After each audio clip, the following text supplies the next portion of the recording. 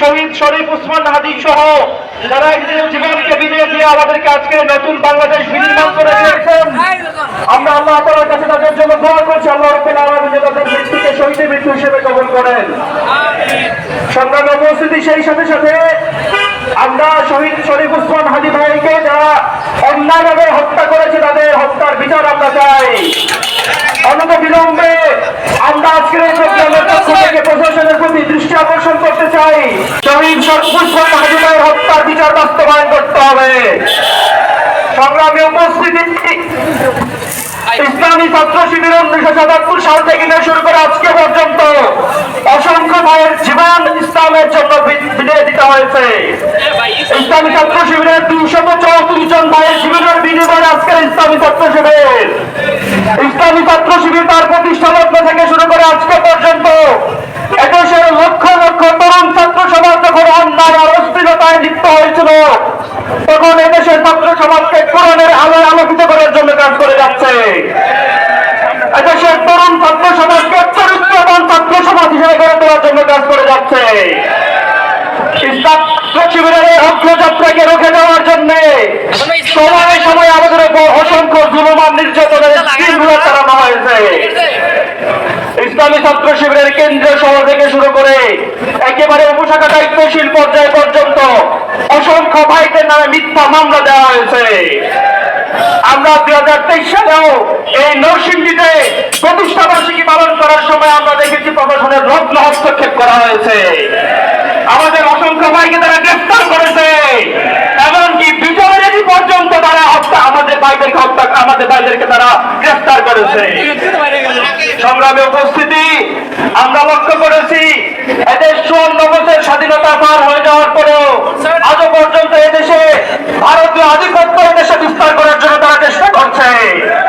বিগত সময়ে আমাদের যে সরকার ছিল সেই খুনি হাসিনা বলেছে যে আমরা ভারতকে যা দিয়েছি তা তারা কখনো বুঝতে পারবে না। এদেশ আমরা লক্ষ্য করেছি যে স্বাধীন হওয়ার তত্ত্বমূলত ভারতীয় আধিপত্য দেশে বিস্তার করেছিল। আমাদের এদেশের শিক্ষা ব্যবস্থা, এদেশের অর্থনীতি, এদেশের সংস্কৃতিতে ভারতীয় আধিপত্য পূর্ণভাবে বিস্তার করার চেষ্টা তারা করেছিল।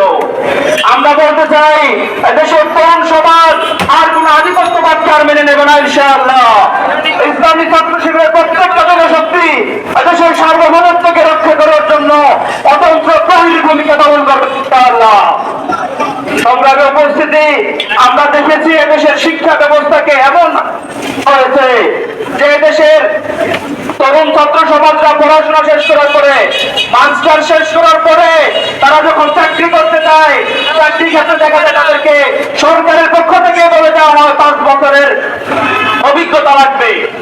এমন ভাবে দেশের শিক্ষা ব্যবস্থাকে গড়ে তোলা হয়েছে যে এই শিক্ষা ব্যবস্থা কোনো বাস্তবমুখী শিক্ষা ব্যবস্থা নয়। আমরা আমাদের আজকের এই প্রোগ্রামের পক্ষ থেকে প্রশাসনের প্রতি দাবি জানাতে চাই, আগামী দিনে নতুন যে বাংলাদেশ বিনির্মাণ হবে সেই নতুন বাংলাদেশের শিক্ষা ব্যবস্থা বাস্তবমুখী এবং কর্মমুখী শিক্ষা ব্যবস্থা হিসেবে গড়ে তুলতে হবে।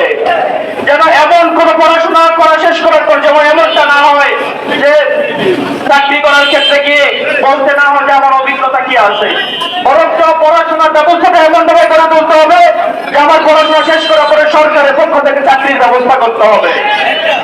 সংগ্রামী উপস্থিতি, আগামী 12 তারিখ জাতীয় নির্বাচন, সেই নির্বাচনে এদেশের 1/3 তরুণ ছাত্র সমাজ রয়েছে মোট ভোটার থেকে। আমরা এদেশের তরুণ ছাত্র সমাজের প্রতি আহ্বান রাখতে চাই, যারা এদেশের সার্বভৌমত্বকে টিকিয়ে রাখবে, যারা এদেশের ন্যায় এবং ইনসাফ কায়েম করবে, এদেশের তরুণ ছাত্র সমাজ তাদেরকে সাপোর্ট দেবে ইনশাআল্লাহ। সেই সাথে আমরা সবাই অবগত আছি এবছর জাতীয় সংসদ নির্বাচনে 2টা ভোট হবে, জাতীয় সংসদ নির্বাচনে এবং সেই সাথে গণভোট। সেই গণভোটে আমরা সবাই হায়ের পক্ষে প্রচারণা চালাবো এবং হা ভোট দেবো ইনশাআল্লাহ। সর্বোপরি দেশের তরুণ ছাত্র সমাজকে ইসলামের প্রতি আল কোরআনের প্রতি আহ্বান জানাচ্ছি, আসেন আমরা সবাই ইসলামের পথে চলি, কোরআনের পথে চলি, আমাদের জীবনকে কোরআনের আলোয় আলোকিত করে এবং